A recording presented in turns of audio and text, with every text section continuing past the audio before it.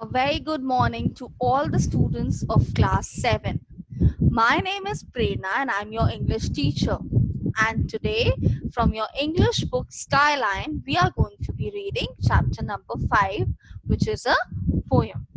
And this poem is called as The Road Not Taken, written by one of my favorite poets called Robert Frost.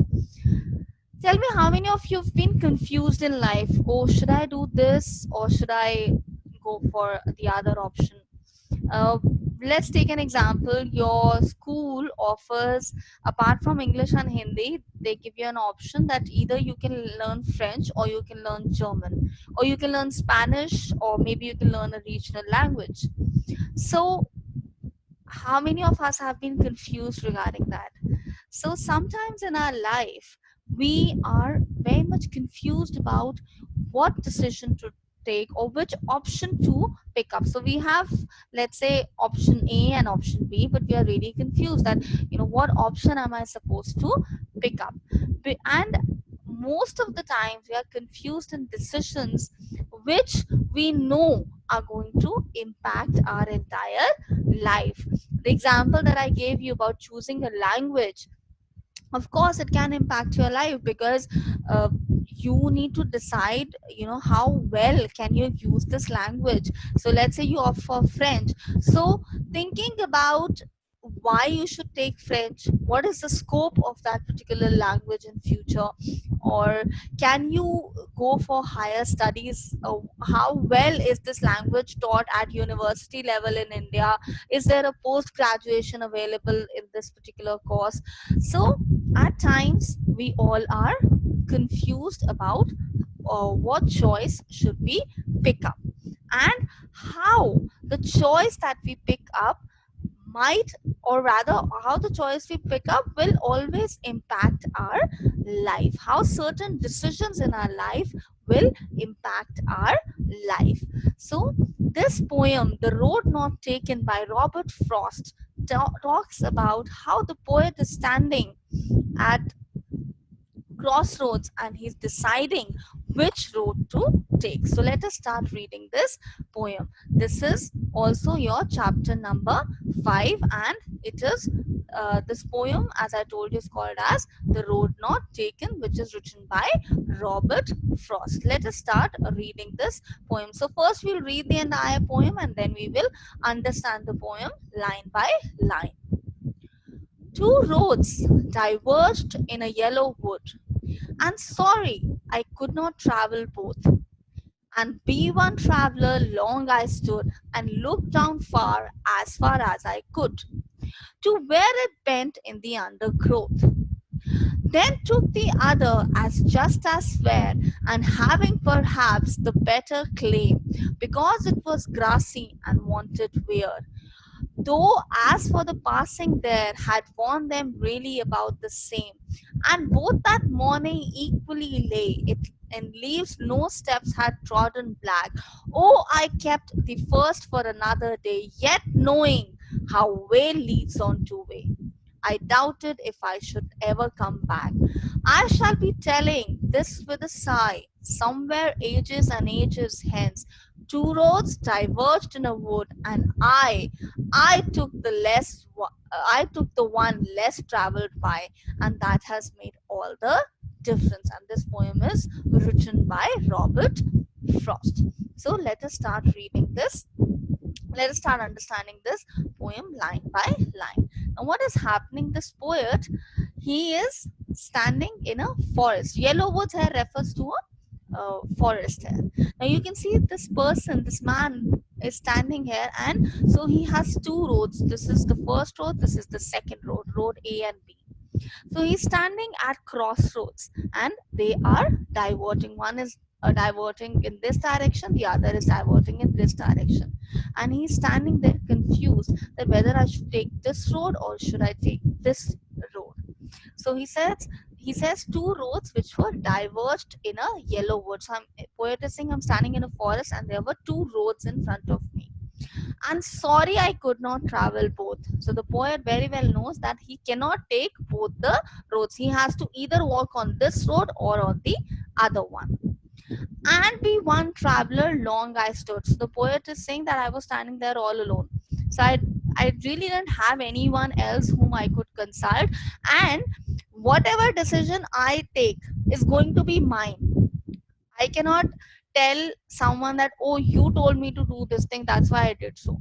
So as and be one traveler long as stood, he's saying that I was standing there all alone, and I had to take a decision that whether I should take this road or the other one, and look down one as far as I could to where it went in the undergrowth. Undergrowth is talking about the thick growth of shrubs and plants which grow under trees. So now the poet, when he's standing all alone at the crossroads and he's confused whether to take this one or the other road, he's saying that I tried, I went and I tried looking as far as I could. So I tried to see that,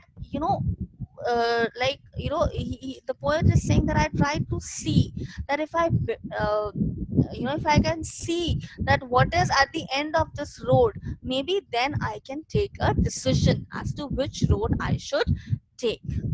Similar to what I was telling you, the example that I gave you. So what happens when you are confused about what option to pick up, option A or option B? You try to weigh the two options. Weigh as in not that you put them on the instrument for measuring their weight. No, you try to see that whether option A is going to give you more positive results or it is going to be option B. So the poet, he's standing at the crossroads thinking or trying to analyze that which road is going to be better and which road is going to yield positive results. Then he says, then took the other as just as fair and having perhaps the better claim. So now the poet is saying that out of the two roads, I took one of the roads because I thought that the road that I've decided to take, it seems better than the other one. Perhaps better claim. So he's saying that I felt that the road was claiming itself to be better than the other one. And then the poet also gives another reason. He says, because it was grassy and wanted wear. So now the poet said that the two roads that were there in front of me, on one of the road, it seemed that a lot of people had taken this road. So I took the road on which there was a lot of greenery. That means very less people. He said that there were, because I could see that the trees were still very prosperous and I could see a lot of shrubs there. So I thought that let me take this road because this road seems very grassy and it seems that this road is telling me, or this road is trying to convince me that walk over me, walk on me. So the poet is also pointing out towards the fact that he took the road on which it seemed that not many people had traveled. Though as for that, the passing there had warned them really about the same. So he's saying that maybe for some people, both the roads were equal, both the roads were in similar, or both the roads were in exact same kind of condition. But for me, one road was better than the other one, and the road that I took, the grassy road that I took, road that I had taken, that road was better for me. And both that morning equally lay in leaves, no steps had trodden black. So now the poet is saying that though to me the roads were different, but for some people the roads were completely different. But yes, something that was similar about both the roads was that morning was equal. So coming back to the same example that we were discussing, whether I should take this language or I should take that language. So you know that both, whether you take, let's say, French or you take German, you know that either of the two are going to help you, or whether you take German or whether you take Spanish, for both the language you have to study. So there is a similarity. Yes, there is some sort of similarity, but there is also some difference between the two options. In leaves, no steps had trodden black. What is the meaning of the word trodden? Walked over. So now the poet is again talking about the road, the grassy road. He said that there were not really any footprints on the leaves. Oh, I kept the first one for another day. Yet, knowing how way leads on to way, I doubted if I should ever come back. So now the poet is saying that I finally made a decision that out of the two roads available, I am going to take the second road. I'm not going to take the first road. I'm going to take the second road, which was grassy and wanted weir. And he says that it's a very important line. How way leads on to way. That is how your one decision impacts the other, and then so on and so forth. How one decision that you take, how it impacts the next decision, then the next decision, next, and so on and so forth. So he's saying that how I decided to take the road which was less traveled, and how it impacted so many things in my life. I doubted if I should ever come back. So now the poet knew that because he had traveled on one road, now he cannot come back and go on the next road. I shall be telling this with a sigh. So what is sigh? That is a long breath that you take. Somewhere ages and ages hence, two roads diverged in a wood, and I took the less one traveled by, and that has made all the difference. So now the poet is saying, I shall be telling this with a sigh. So the poet is saying that ages and ages hence, that means many years later, that I've decided to take this road, the impact of my decision of the impact of this decision of my life will be reflected after many years. It will not be reflected in the real in the near future. It will be reflected much later.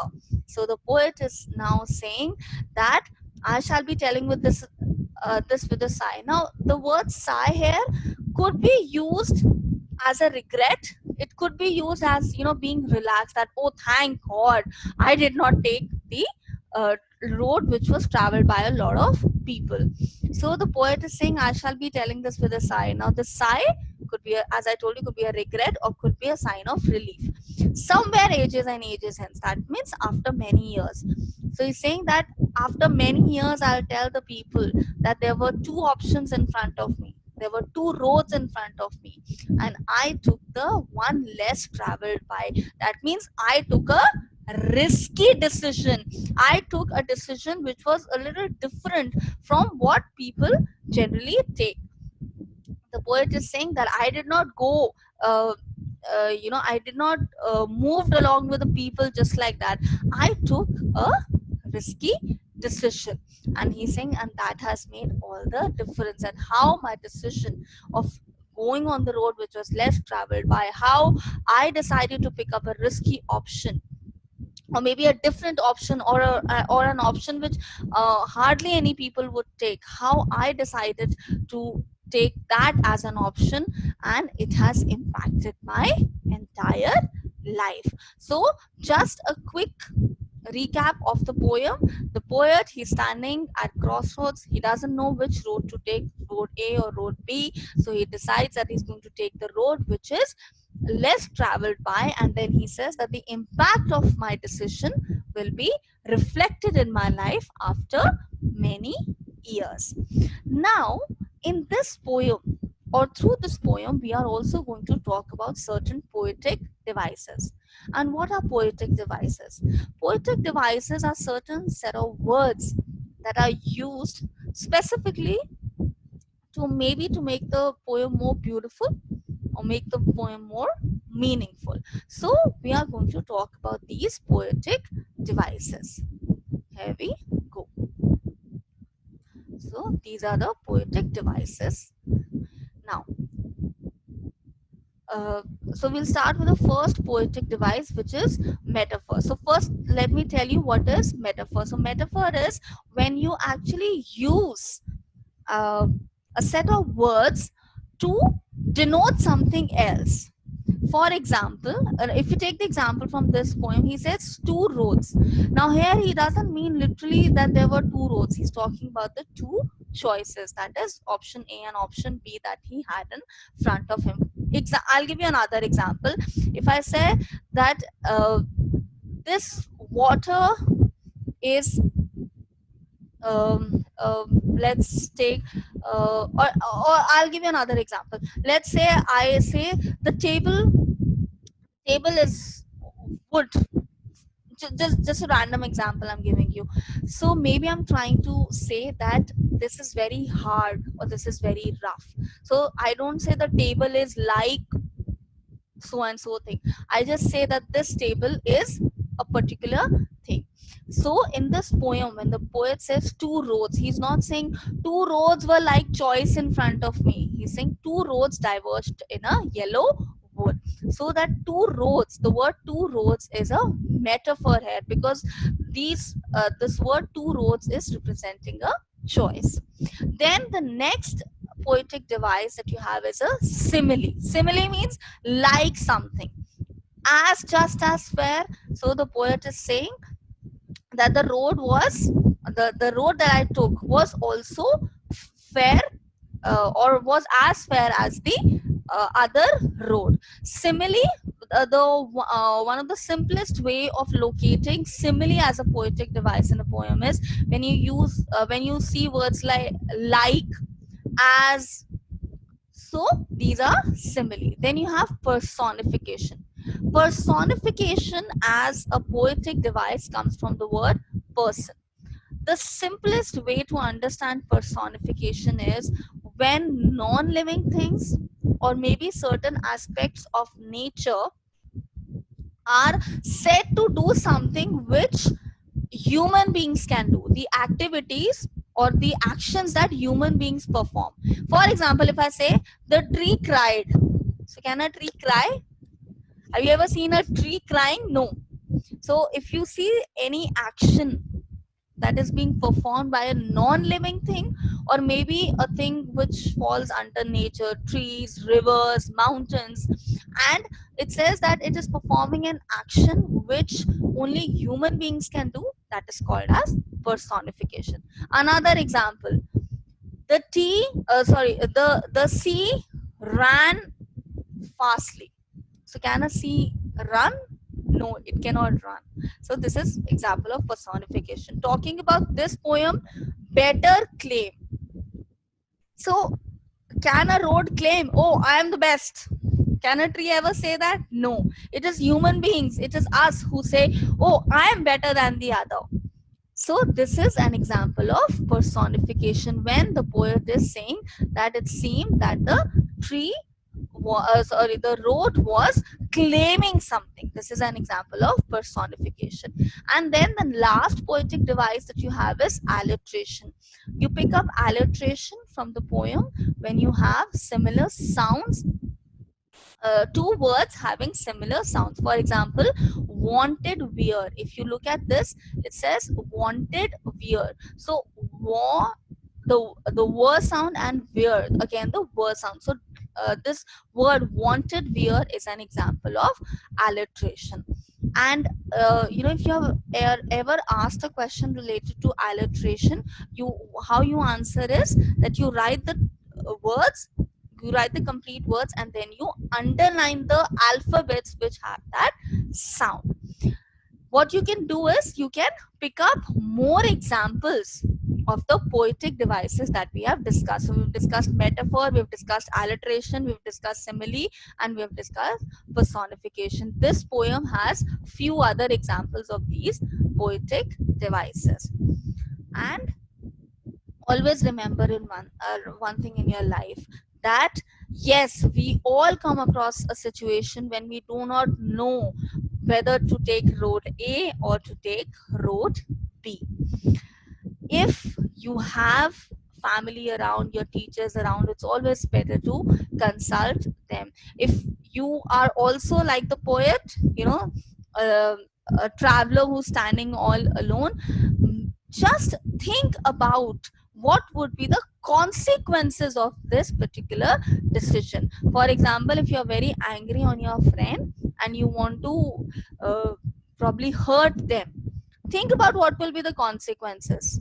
What if your the other classmates complain about you, what will be the consequences? So you take a decision, but it is you only, again it is you who take the decision, and it is you who's going to face the consequences of it. So particularly when you are all alone in a given situation, and you have to take a decision, to take the right decision, think about the consequences first and then take the decision. 99% of the time your decision will be correct. So think of the consequences first and then take the decision. Thank you so much.